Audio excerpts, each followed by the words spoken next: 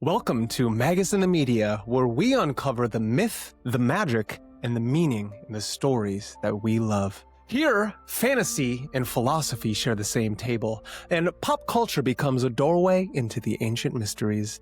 Today, we're stepping into one of the most dramatic moments in the Harry Potter saga, and tracing its roots all the way back to the sacred rites of Hermetic theurgy, rituals meant to call down the gods themselves into stone. Piertotum Locomotor! Piertotum Locomotor. With a flick of her wand, Professor McGonagall awakens an army. Stone knights and towering guardians burst to life, weapons in hand, to defend Hogwarts in its final stand against Voldemort. It's one of the most memorable moments in the entire Harry Potter series, amongst many. But here's the question. Is this just whimsical fantasy magic? Or is J.K. Rowling unknowingly channeling one of the oldest and most sacred rites in Western esotericism? Because what you just watched has a name.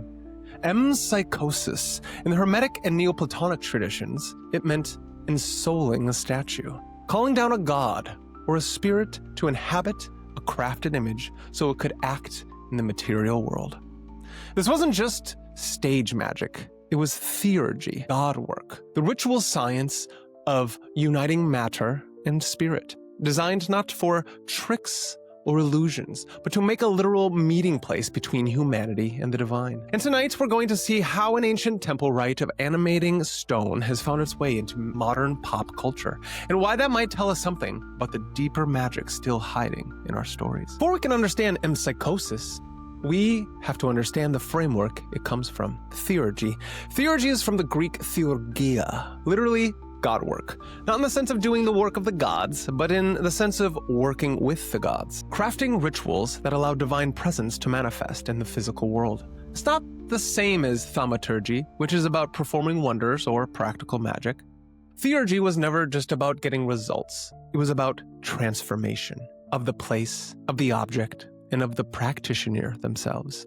The Hermeticists, the Neoplatonists, figures like Iamblichus and Proclus believed the universe was a living chain of being, from the highest ineffable one down to the material realm. Theurgy was how you could bridge that gap. When you performed a theurgical rite, you weren't pretending a god was present. You were creating a vehicle for them to arrive, a space where matter could be perfected enough to hold spirit. And one of the most striking, and to some ancient eyes, the most powerful forms of theurgy was Empsychōsis, the ritual ensoulment of a statue, where stone, wood, or metal became a living embodiment of the divine. In the language of the ancient theurgists, this act was called Empsychōsis. I wish I could say it in the Greek. I can't.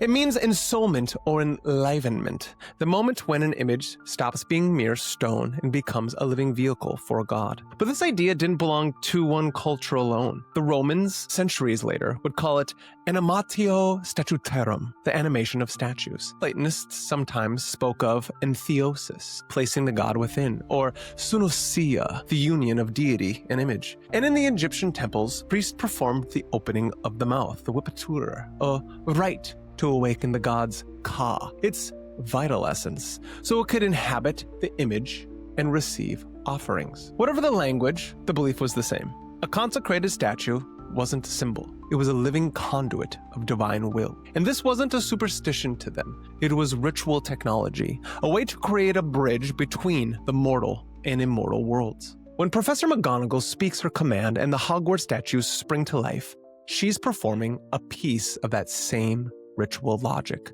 awakening guardians to defend a sacred space. The only difference? In the ancient world, those statues wouldn't just be magically animated. They would be the gods. The roots of Empsychōsis go deeper than the Hermetic and Neoplatonic philosophers. They go all the way back to the temples of ancient Egypt. Here, every statue of a god was a living presence. Not metaphorically, but literally. When a statue was installed in the temple, it underwent the opening of the mouth ritual. Priests touched its lips and eyes with special tools, awakening its senses so the ka, the divine life force of the god, could enter. Once awakened, the statue was bathed, clothed in linen, perfumed with incense, and fed daily with offerings. To the Egyptians, this wasn't a symbolic theater. It was a temple maintenance for a living being of stone. When Greek philosophers encountered Egyptian priestcraft, something sparked. The Hermeticists and Neoplatonists, like Iamblichus in his De Mysteries, absorbed these temple techniques into a Platonic framework. They believed the statue could become an alchemy, vehicle for the god's subtle body, drawing the divine down through a chain of correspondences that link the heavens, the earth, and the human soul. In Iamblichus's view, the statue wasn't worshipped as an idol. It was a bridge, a place where divine presence could meet the senses of human beings, speaking through signs, visions, and sometimes even oracular speech. This was theurgical architecture, a pure, ritually crafted form, synthesis, consecrated with sacred oils, incense, and water, invoked with hymns and barbarous words to tune it to the god's frequency. Time to the alignment of the stars. When the rite was complete, the divine didn't just visit the statue, it inhabited it. The temple became a fortified meeting ground between worlds. So how did the ancient theurgists actually do this? Iamblichus, in his De Mysteries, describes a process that reads like a magical recipe, not for illusion, but for creating a true meeting point between heaven and earth. Step 1. Preparation of the image. Synthesis eikonos. The statue was crafted from ritually pure materials, marble, wood, or metal chosen for its planetary or elemental correspondences. Its proportions were set by sacred geometry, and its constructed time to align with favorable astrological conditions. Step 2. Purification and consecration. The image was bathed in water drawn down from pure sources, anointed with perfumed oils, and fumigated with incenses that resonated with the god's sphere. Frankincense for solar deities, myrrh for chthonic powers. Step 3. Invocation. Priests chanted sacred hymns in the god's honor, sometimes using barbarous words, long, strange-sounding names meant not for human understanding, but to vibrate with the god's own language. Step 4. Sympathetic resonance. Gems, metals, and colors associated with the deity were embedded or draped on the statue, creating a web of correspondences between the object and the divine form it was meant to house. Step 5. Union. Synusia or parousia. Through the combined force of material purity, sacred timing, and vocal invocation, the divine light was invited to descend. The moment of Empsychōsis, the ensoulment of the statue. Step 6. Signs of presence. The god's arrival could be known through oracular speech, the movement of the statue, visions in the mind of the officiant, or subtler shifts, a sensation of heat, a sudden stillness, the unmistakable feeling that someone else was now in the room. When McGonagall commands the Hogwarts guardians to life, the visual effects are pure fantasy. But the ritual logic, that's straight from the theurgist playbook. An image is purified, invoked, and awakened to act as a defender of the sacred space. Now watch what happens in Deathly Hallows. With this ancient ritual in mind, every beat of McGonagall's magic follows the same logic the theurgists used 2,000 years ago. Step 1. Preparation of the image. In theurgy, the statue is crafted form, waiting to be awakened. At Hogwarts, those statues, knights, guardians, gargoyles, have been there for centuries, already placed and ready for the moment of need. Where Rowling doesn't show anointing oils or incenses, Hogwarts itself is the consecrated space, a fortress temple steeped in centuries of protective magic. The statues are not in some random courtyard. They're within sacred walls, charged with the power of generations. Step 3. Invocation. McGonagall's Piertotum Locomotor. Piertotum Locomotor is her barbarous word of power. It's followed by a formal command. Hogwarts is threatened. Man the boundaries. Protect us. Do your duty to our school. That's not just instruction. That's the voice of a high priestess calling her guardians to rise. Step 4. Sympathetic resonance. In the ancient world, a statue's materials and adornments align with its deity's spheres. Here, the statues are literally representations of protectors, warriors with shields and swords embodying the archetype of the guardian spirit. Their very form resonates with their role. Step 5. Union. Empsychōsis. The moment of the spell is cast. The guardians awaken. Stone becomes animated, form becomes force. In theurgy, this is when the divine presence enters.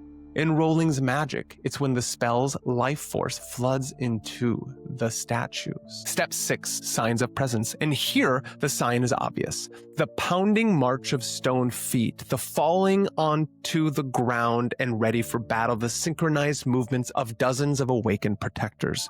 For the ancients, the sign might have been subtler, a voice from the statue, a sudden divine fragrance. But the meaning is the same. The guardians are here. When you lay them side by side, McGonagall isn't just animating stones. She's performing a cinematic version of Empsychōsis, a rite that once bound heaven to earth. The idea of animating stones isn't just an obscure magical technique. It's an archetype.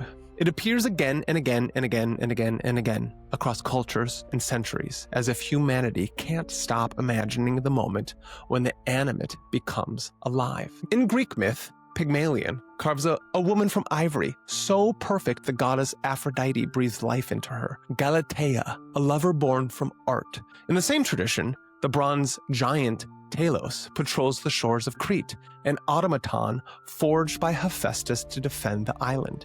In Jewish mysticism, the golem is shaped from clay, inscribed with the sacred name, and brought to life to protect the community. Even the gods themselves were sometimes said to fashion automata, self-moving servants of divine will. And in the 90s, we got the TV animated series The Gargoyles. I mean, they were pure magic taking form and instilling itself upon my unconscious to this day, so I can make this very video showing you what magic lies in our pop culture. These stories speak to something deeper. The living statue is the threshold between potential and actuality, between the dormant and the awakened, the theurgy. In theurgy, it's matter perfected enough to receive spirit. In myth, it's the human longing to create life in our own image. And in psychology, it's the moment an inner force we've kept dormant suddenly stirred, the guardian within rising to meet the challenge. When Hogwarts guardians awaken, it's more than a clever piece of magic. It's the same archetypal drama, the stone warrior inside us, the inner protector that answers when the temple is under siege. The ancients gave us the language, Empsychōsis and theosis, opening of the mouth. But the mythic pattern, that's timeless.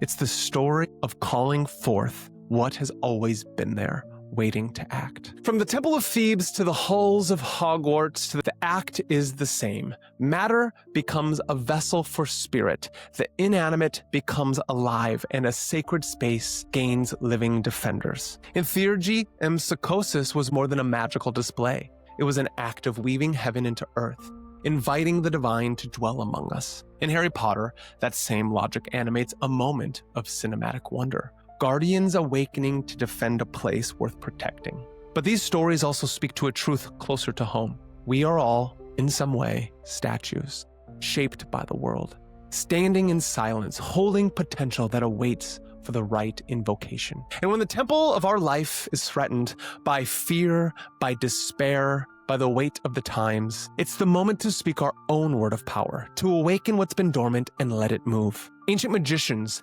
had their sacred names, their incantations, their precise correspondences. Yours may be different, a vow, a vision, a cause that stirs you to awaken. But the work is always the same, to animate the divine within, to take your place at the boundary, and to stand as the guardian you are meant to be. Because theurgy's greatest secret isn't just that we can call gods into statues. No, not at all. It's that we can call them into ourselves. So the next time you see a story about statues coming to life, remember, the ancients weren't just telling myths, they were handing down blueprints. And if you've been watching closely, you know the real magic isn't locked in temples or hiding in fantasy novels. It's right here, waiting for you to call it down. This is Magus in the Media, where we uncover the myth, the magic, and the meaning in the stories that we love. If this opened a door for you, step through it. Like the video, subscribe and share it with someone who's ready to awaken their own guardian, because this journey doesn't end here, and neither should you.